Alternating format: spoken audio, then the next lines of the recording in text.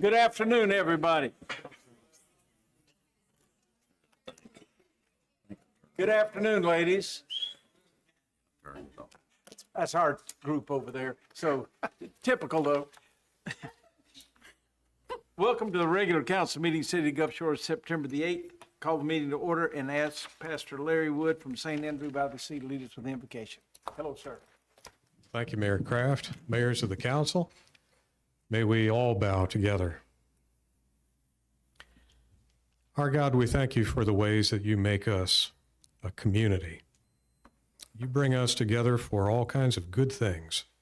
You have placed us in one of the prettiest spots on earth. You have given us good feeling and goodwill to build upon. There is excellence all around us. There is so much for us to celebrate. Yet even in this place, life happens.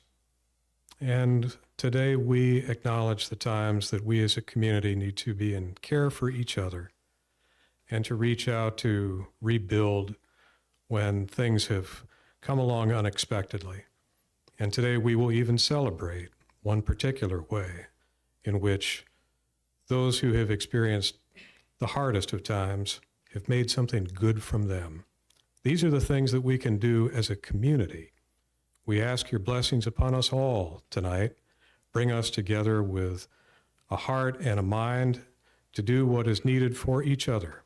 And we ask these things as brothers and sisters. Amen. Amen.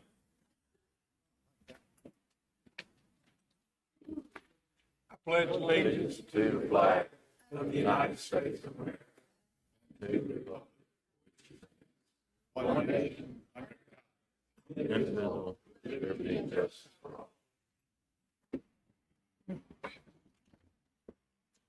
Toby, you call roll, please. Yes, sir. Mr. Garris? Here. Mr. Sinek? Here. Mr. Harris? Here. Dr. Dyken? Here. Mr. Jones? Here. Mayor Kraft? Here. First items on the agenda this evening are the approval of minutes. We have 3 sets to consider tonight, the first of which is the regular council meeting of August the 25th. Motion to approve August 25th regular council meeting. Second. Have a motion and a second to approve these minutes as presented. Any discussion or comment? All in favor say aye. Aye. Any opposed? Those minutes are approved. Thank you. The next set is the canvassing of the election results meeting held on September the 2nd. Move for approval of the minutes of the September 2nd canvassing of election result meeting. Second. Have a motion and a second to approve these minutes as presented. All in favor say aye. Aye. Any opposed? Those minutes are approved. The next set was also on September the 2nd, the rescheduled council work session meeting minutes. Move for the approval of the rescheduled council work session meeting minutes from September 2nd, 2025. Second. I have a motion and a second to additionally approve these minutes. Any discussion? All in favor say aye. Aye. Any opposed? Abstain. Duly noted. Sign that. Thank you, sir. Next item is the approval of expense vouchers in the amount of $1,050,123.94. Anna? Yes, sir. Of that total, just over $592,000 of that was for capital projects citywide. About half of that was for our Highway 59 widening project, then an additional $150,000 in new sidewalks on East First Street, and roughly $86,000 for the pedestrian bridge. When you subtract all of those out from the total, our operating expenses for the 2-week span was just over $457,000. Thank you. Anna, council, any questions? Move for the approval of expense vouchers as presented. Is there a second? Jason. We have a motion and a second to approve the expense vouchers as presented. Any discussion? All in favor say aye. Aye. Any opposed? Those vouchers are approved. First item on the agenda tonight is the proclamation for the Childhood Cancer Awareness Month, September 2025. Amy? Yes, sir. Thank you. Whereas children are among our most precious and valuable citizens, representing the future of our community, our state, and our nation, and deserve every opportunity to grow, learn, and thrive. And whereas childhood cancer remains the leading cause of disease-related death for children in the United States, including children and families in Gulf Shores and Baldwin County, threatening the immeasurable potential and promise of these young lives. And whereas approximately 200 children are diagnosed with cancer each year in the state of Alabama, with Gulf Shores families often traveling significant distances to Birmingham, Mobile, or other medical centers to receive specialized pediatric oncology care, and whereas the causes of childhood cancer are largely unknown and the rates of childhood cancer have increased significantly since the 1970s, with studies showing increases of approximately 40 to 50%, making awareness and early detection more critical than ever. And whereas the physical, emotional, and financial impacts of childhood cancer affect not only the diagnosed children, but also parents, siblings, extended family members, friends, and our entire Gulf Shores community. And whereas many Gulf Shores families facing childhood cancer must navigate the additional challenges of traveling for treatment while maintaining work, school, and daily life in our coastal community. And whereas organizations throughout Alabama and along the Gulf Coast work tirelessly to provide support services, fund research, raise awareness, and advocate for children with cancer and their families. And whereas the gold ribbon is recognized as the international symbol of childhood cancer, representing the precious lives of children fighting this disease and the resilience they demonstrate each day. And whereas throughout the month of September, communities across Alabama, including Gulf Shores, will host events, fundraisers, and educational campaigns to increase awareness and show support for children with cancer and their families.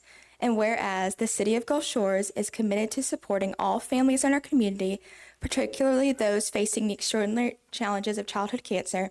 And now, therefore, on behalf of Robert Kraft, Mayor of Gulf Shores, along with the City Council, do hereby proclaim September 2025 as Childhood Cancer Awareness Month in Gulf Shores in order to help raise awareness of pediatric cancer and its victims. And now we ask Mr. Brooks to please join us at the front. Thank you, Dean. And Mr. Brooks has asked that anyone in the audience who has been affected or impacted by childhood cancer to please join him at the front for a photo. Niece, nephew, cousin, child's friend, etc. If you'd like to join me for the picture, and I've got some gold ribbons.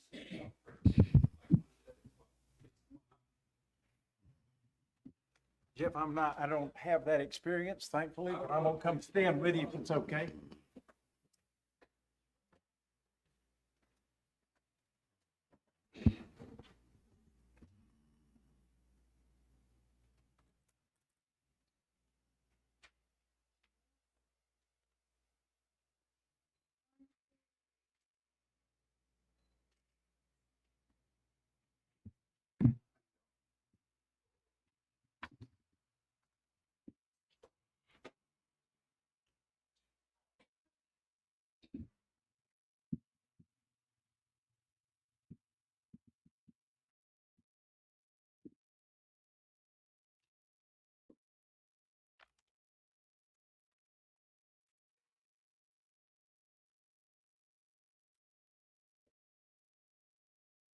Amy, I think you've got another proclamation to read for us, please. Yes, sir. Whereas gynecologic or GYN cancers are among the leading cancer killers of women in the United States, and more than 125,000 women will be diagnosed, and more than 33,000 women will die from these diseases this year, and the absence they leave in our hearts will be deeply felt forever. And whereas the Laura Crandall Brown Foundation and their Estate of Teal initiative brings awareness of all GYN cancers to the people throughout the state of Alabama, and whereas the good health and well-being of women in our state and the City of Gulf Shores are enhanced by increased awareness of GYN cancers and their symptoms and treatments, and whereas it is also crucial that all women in our state and the City of Gulf Shores take an active role in learning the symptoms and risk factors associated with GYN cancers, developing healthy habits, and undergoing regular medical examinations so that any occurrence of these diseases may be detected in their early and treatable stages. And whereas we reflect upon the memory of those lost to these diseases, the bravery of those currently battling these diagnoses, and the need for increased awareness, screening, and research so that the women of our state and the City of Gulf Shores might be spared from them in the future, and encourage all citizens to work together to raise awareness of GYN cancers. And now, therefore, on behalf of Robert Kraft, Mayor of the City of Gulf Shores, Alabama, do hereby proclaim September 2025 as Gynecologic Cancer Awareness Month. throughout the city and encourage all residents of Gulf Shores to work together to raise awareness of GYN cancers and do commend this observance to all of our citizens. Thank you, Amy.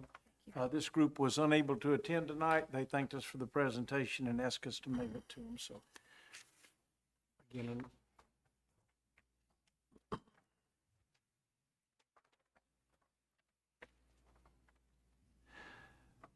Dan, we got a public assembly permit to discuss? Mayor, no changes from last week. This is the public assembly permit for the Alabama coastal cleanup, which will be held Saturday, September 20th from 8 a.m. until noon. There will be 2 locations in the city, one at the West Public Beach parking area underneath the shade structure near the bathrooms, and the second location will be at Moe's Landing Park on Little Lagoon. And if you have any questions, I'll be glad to answer. Thank you, Dan. Council, any questions on this public assembly permit? Now move for the approval of public assembly permit for the Alabama coastal cleanup. Second.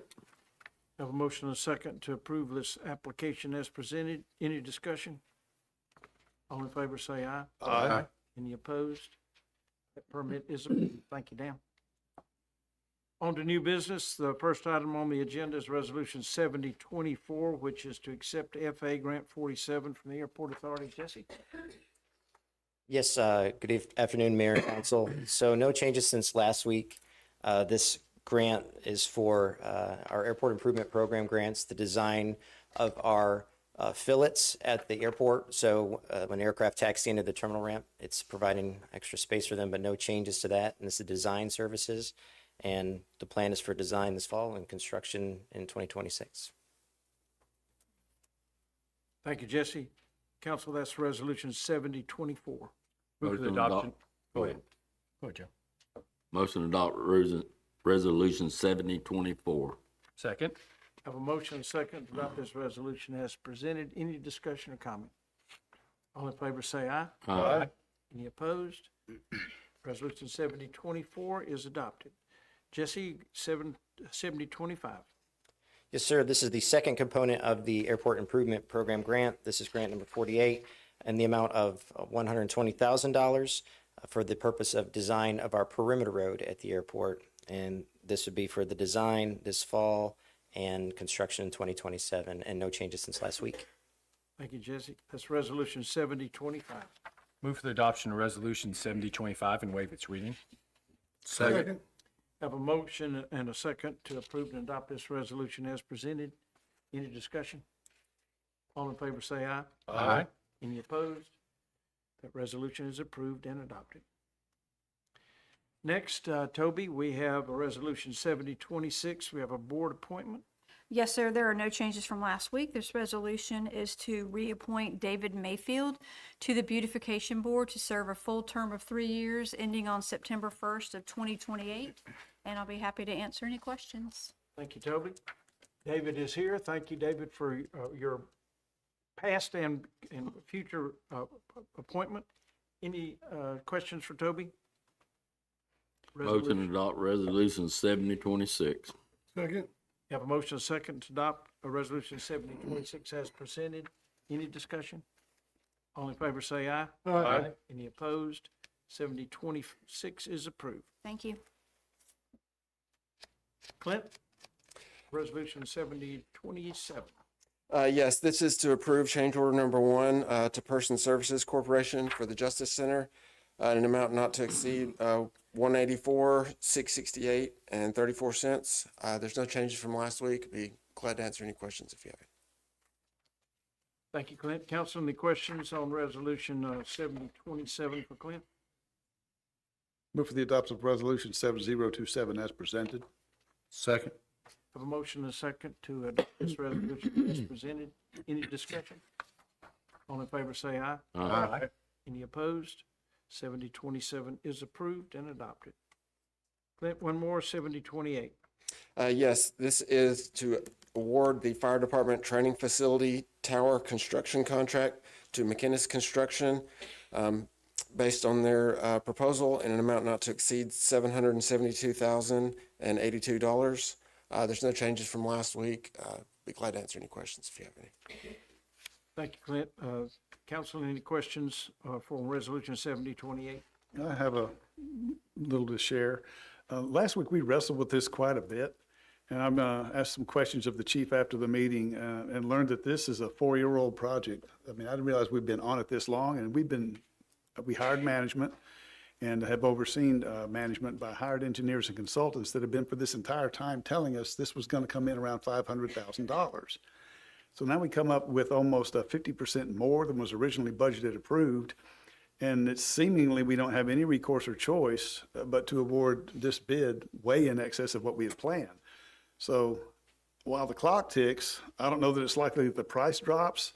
If we reject the bid and go back to the market, will the results be any different? Is there any way we can advertise for this and receive more than just one bid, or are our hands tied by this process? Well, we can put it back out to bid, and the problem is we've asked around, and we only had 2 contractors come to the pre-bid meeting. So it's kind of it's a 50-50 shot. We might could get somebody else, but we might not also. Well, I hate to withhold anything, especially for this length of time that the clock's been ticking on this for our fire department that they need and want to keep the training at the level that we've come to expect. And while I understand the need for this project to be completed, I'm just really having a hard time awarding a contract for 50% more than we were told it could be. I'm stuck. I won't be making a motion on this. You say you will or you won't? I will not make a motion. Not make a motion. Any other comments from the council? I'm happy to hear anything else, but I'm really struggled with this after last week. That's an awful lot of money. Yeah, I think we all struggle a little bit with that also, Steve, but to me, if we send it back out, if we reject it and send it back out, unless we change the scope of work or the time allotted in the contract or rewrite it in some different way to potentially attract some other bidders, we're probably right back where we started if nothing really changes. So my question would be, is there anything in the bid documents that was problematic in attracting bidders, or that you see we could revise to send it back out so we don't just send out the same document? Not easily. The only real feedback that we got from the contractor was that we had a very robust paint spec in there, but again, we're only talking about maybe, in the grand scheme of things, not that much money. And then if we redesign, then we're potentially looking at redesign costs. And I did want to mention, we did actually come in under budget on the site work package. So we're basically adding back in the money that we saved before. So the overall project budget is almost exactly where it was 2 years ago. It's just we thought we were saving some money, and now it turns out we're not if we move forward. Is there opportunity to value engineer the current, if we go with this bid, is there opportunity to reduce costs throughout the project through value engineering? Yes, and with it only being one bidder, we have been talking with the contractor, any ways that because we are allowed to negotiate since there's only one bid, try to find some ways to save money. That the problem with them, they're having to go back to their subs because they didn't have a lot of in their scope of work, because they're subbing out, they're buying the steel, they've got, the guys that are welding it up. So the GC didn't have a lot of wiggle room, but so yes, we can work with their subcontractors to see if we can save some additional funds. Well, it involved a lot of steel and the specialty trades, and we've seen significant increases in steel over the last couple of years. So unless we change something significant, I don't think we've got a chance to get it any better. You want it? I was just going to state that, it being within the scope of the overall cost of the project, I think is something to consider as well.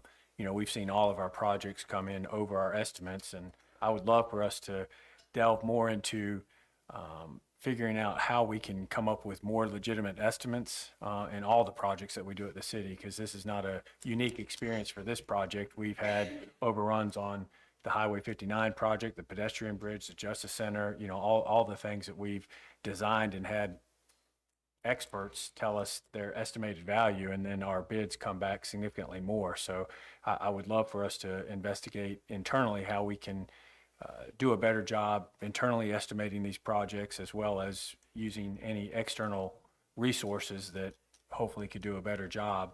But some of it is also market driven. You know, over the last 2 to 4 years, we've seen material costs go up significantly with tariffs and the economy and et cetera. So, you know, I think for us to be able to complete this project, get it delivered to our fire department to do the training that they have, I think with it being overall project in budget, I think I'm okay with making the motion to adopt Resolution 7028 and waive its reading. Second? Have a motion and a second to adopt Resolution 728 as presented. Any further discussion or comment? All in favor say aye. Aye. Any opposed? Resolution 7028 is approved and adopted. Next, we have Resolution 7029. This is a flock safety issue with the PD. Yes, Mayor and Council, again, there's no changes from last week. We're adding a combination of 80 live view and license plate reader cameras to our current infrastructure to better respond to, deter, and solve crimes that occur in the city. One thing I was remiss on is I didn't spec out the cost last week. The one-year contract with permitting, installation, service, and software is amount not to exceed $304,000. We are covering that cost through our asset forfeiture account. The entirety of that 304 will come out of that asset forfeiture, so there are no budget implications to the city. Thank you, Chief Taylor. That's Resolution 7029. Move for the adoption of Resolution 7029 as presented. Second. Have a motion and a second to adopt this resolution as presented. Any discussion? All in favor say aye. Aye. Any opposed? 7029 is approved and adopted. Next, we have ordinance 2172. Chief Nettemeyer. Yes, good afternoon. I'm not going to go through the whole ordinance again, but as you know, the noise ordinance we previously had was very vague and was based on reasonableness. Reasonableness is very subjective when you don't put a number on it, because everybody has a different idea of what reasonable would be, what they're willing to accept in their residence, what they feel they should be allowed to put out in their business, so on and so forth. So our goal was to get everybody together, get all the stakeholders at the table, which we did. We spoke to a number of people on this, and we feel we've come up with restrictive numbers for the decibel levels, both day and night, time of day, residential. I'm not going to hash over the whole thing again, but I didn't get any questions this week. I didn't get any calls from citizens, businesses, or anything like that. So I don't have any changes to present from last week. That's ordinance 2172. Move that we move that we waive rules of procedure that we may consider the ordinance. Second. Have a motion and a second to waive the rules. Toby? Mr. Garris. Aye. Mr. Sinak. Aye. Mr. Harris. Aye. Dr. Dyken. Aye. Mr. Jones. Aye. Mayor Kraft. Aye. The rules are suspended. We're free to consider ordinance 2172. Motion to consider ordinance 2172 as presented. Second. Have a motion and a second to adopt this resolution, this ordinance as presented. Toby? Mr. Garris. Aye. Mr. Sinak. Aye. Mr. Harris. Aye. Dr. Dyken. Aye. Mr. Jones. Aye. Mayor Kraft. Aye. Ordinance 2172 is approved and adopted. Next item, do we have any committee reports? Hearing none, staff reports. Anybody with a staff report from our staff that have any updates they want to get? Toby, I think you've got something. I do, yes, sir. We recently had a request for a recount for the municipal election. That is going to take place Wednesday, September 10th at the Activity Center, beginning at 10 o'clock in the morning. It is open to the public if anybody would like to come and observe that. Anybody with any? Yes, go ahead. I'll be happy to answer any questions. Sorry. There will be a limitation of the number of people that can get in. You may be able to, it's open to the public, so you may be able to get in and not have, be able to stay. We don't know what kind of crowd we will have from the participants in the election. but it's gonna be real vital that we control that in such a way that this can happen in an orderly and a precise fashion, so you're welcome to be there. And if you could come and just be there by at least 10, that way there aren't people just coming and going. Maybe just come in and just have a seat. Any other reports? Kevin? Thank you, Mayor, Council. 2 Fridays ago, we had our first home game on our very new synthetic turf field, and it was a huge success. The reviews on the new field from players, spectators, visitors alike was outstanding. And so that and the lighting upgrade that y'all performed at the Sportsplex, we're grateful to Grant and his entire crew for making that happen. We did have an organizational meeting on this past week to discuss the nuances because we changed the home side to the west side. So that brought on some challenges and some unintended consequences that have, we think, been resolved with the help of law enforcement and city officials, school officials. We just encourage anybody coming to the game this coming Friday to pay special attention to the signage, to overflow parking, to parking attendants that are directing traffic. And the smoother that'll go, the better off we'll be. But it's an exciting change. We no longer have the sun right in your face for the home fans, and the field is just outstanding. I know that was a big expenditure, and the city, the schools are just grateful to the city for making that expenditure because we would have had a quagmire once again. With all the rain we had, we would have had a muddy mess, and instead we had an extremely playable, fast field that benefits the Dolphins. So we're grateful for that. We have a Board of Education work session this Thursday at 4 p.m. in our new central office annex named the Wave Learning Center. That's located at 1717 East 3rd Street, and we encourage attendance to that. It'll be our very first Board of Education meeting in that venue. Once again, we thank the city for allowing us to use this venue for the last 6+ years, and we're grateful for that. Hopefully, we won't have to come back and bother you again, but it's a great venue, and we encourage people. There will be an open house in the near future once we get our punch list complete, but everybody's willing to get a first peek at that building by coming to the BOE meeting on Thursday at 4 p.m. We have a Tuesday tour at Gulf Shores High School at 9 a.m. on Tuesday. We alternate every month between the 3 campuses, and people are encouraged to sign up at gsboe.org and be at the high school at 9 a.m. on Tuesday for a tour of the high school conducted by ambassadors of our school system, as well as you'll get to see what's going on at the high school. So with that said, thanks for all your participation. Is there a game Friday night? There is. We will be playing McGill-Tulane Friday at 7 p.m. and Where? just at home. At home? Okay. Yes, sir. Yes, sir. Go Dolphins.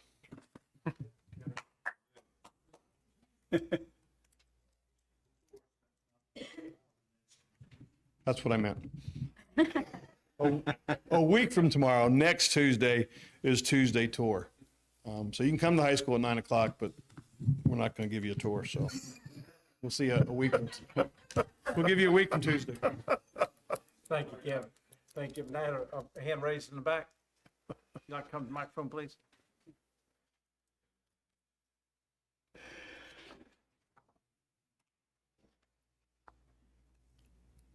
Hey, good afternoon, Blair Castro. I actually wanted to speak on the noise ordinance. I thought we would get a chance to comment before you voted on it. I didn't understand we had to contact the chief prior to today's meeting. I thought we would give public comment before the vote. We do the public comment on the Monday before. We don't normally do comments here. Okay. We do that on the Monday before the Cal meeting. We have the Cal meeting to have the conversation about each of these things. We don't typically do that here. If you'd raised your hand, I'd seen you. I would have asked you if you had I was it was in the back, but I just wanted to put forward a little bit. I think it is a vast improvement, and I appreciate all the work that's been done on it. There's 2 particular sections within the ordinance. I combed through the 8 pages that kind of give me pause, and I just kind of wanted to say for the record, the part, and I can email you guys this too, so you have like what I'm trying to say, but there is exact verbiage, plainly audible, 15.5C. That's been struck down as unconstitutional in about 5 or 6 different jurisdictions already. That's still a little too vague and a little too broad, and I just really worry that's not going to hold up to constitutional scrutiny. That plainly audible language is still like subject to the individual officer, and it's just been kicked down over and over again, and I just don't want to see the city catch a lawsuit on something. The other part would be 15.5A and 15.5B. there's kind of an overlapping redundant clause there, and that kind of creates a double jeopardy kind of effect where even if you're under the decibel limit, you could still be cited for unreasonable disturbances. So that's been kind of thrown back in courts as well. And I just kind of wanted to offer that feedback. I know at the workshop last week, you guys said it's not going to be perfect the first time. You can tweak it later. I understand that. I just kind of wanted to give a little feedback beforehand. And I know it's going to tweak as you guys progress, but I really want you to consider those constitutional limitations somewhat. It is definitely improving, and I appreciate the work that's gone into it. Thank you, Blair. Appreciate it. Anybody else? Yes, sir. Thank you. My name is Steve Valerio, and I've been a resident here for 10 years. And I'm also a member of the Coastal Alabama Senior Softball. And we have an event coming up, and John McCabe is going to cover it with you. He's been with the seniors since 2006. So he's also the chairman of this event coming up, and he would like to cover it with you. Thank you, Mr. Mayor and Council. Probably the best kept secret in town is there is a senior softball group. We've been around since about 2004. We have a lot of fun. But what we're going to stage on October 25th at the Orange Beach Sportsplex is a softball tournament, which will include the Orange Beach Police and Fire, the Gulf Shores Police and Fire, Foley Police and Fire, and we seniors. We're going to have, it's going to be 4 games, and I'll go into it in a second. But I thought I might take a minute and tell you a little bit how this came about. In 2020, my daughter was a nurse registered nurse at South Baldwin, and COVID was real hot in February of 2020. And she came home one day and she said, "Dad, I want to go to New York City and help out." And so she found a position in Bellevue Hospital in Manhattan. And we took her to the airport, Pensacola Airport, and I so vividly remember there was probably 20 people in the whole airport. You know, COVID was hot, and we left her there, and it was like letting your kid go into war. And she said the flight from Atlanta to New York, there may have been 20 people on that entire plane. So she started work, and about the 4th day she came home was walking the 2 miles from Bellevue Hospital to her hotel. And again, she called after she got to her hotel and she said, "Mom and Dad," she said, "you know, for the first mile, all I could do was cry." She says, "I lost 2 patients that day." And says, all of a sudden, the people of New York, 7 o'clock at night, started banging the pots and pans. And she said, and then the cab drivers came by and said, "What can we do for you? Thank you for your service." She said, even the homeless thanked her as she walked by. And even one homeless guy, as she was walking by, said, "Miss, come over here." She walked over and he said to her, "There's a gentleman about a block down here that's been following you for the last 2 or 3 blocks. But we want you to know that we've got your back." And she said she got to the hotel and she said, all I could do is smile that last mile. So when she came home after her time there, she said, "You know, Dad," she says, "we need to do something for the first responders." She said, "I know in New York," she said, "the EMTs and the practical nurses, the LVNs, who don't get paid much," she said, "we're spectacular, and they don't get the credit they deserve." So for the past 3 years, I've been trying to convince Orange Beach, where I live, to see if we can get their police officers and firemen to commit to play against us. I think it'd be a one-sided game, or maybe they felt sorry for us seniors. But I wasn't able to do it until this recent year when I kind of accidentally met the young lady who heads up the K-9 unit of the Orange Beach Police, and she had an interest in it. So from there, we put together this October 25th event, which will be in Orange Beach. Besides the ball games between the police and fire and our group, there's going to be the K-9 demonstration between games, as well as a dog rescue group. So it's something for dog lovers as well as people that just want to come out and see the canines. And we think it's going to be a really good event. And we're asking that, well, I'm just here today to let you know about it if you don't already know about it. Orange Beach is going to have it up on the Jumbotron or whatever they refer to it as. And it's just going to be a good community event where all of the money raised, there's no money to get in, all the money raised is going towards the canine trials in February, which I wasn't aware. It's for the whole Southeast, and this year Orange Beach is sponsoring it, trying to raise $40,000. So we're trying to help them out on that. But we just ask that you consider getting the word out to the best you can. I know we tried to go to the Bodenhammer and put up one of our posters, and they said no, and I thought, well, I'll just hand it to the mayor. So if I could I present it to you? If you can, please. Thank you. Do you have an extra one? I'll put it at the culture center, if you're okay with Well, that. I'll talk to one of our folks here about at the rec center.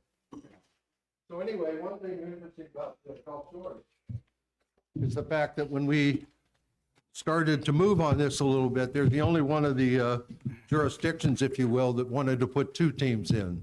The police didn't want to play with the fire, and the fire didn't want to play with the police. So, but they ended up with just one team, and I just hope it goes well.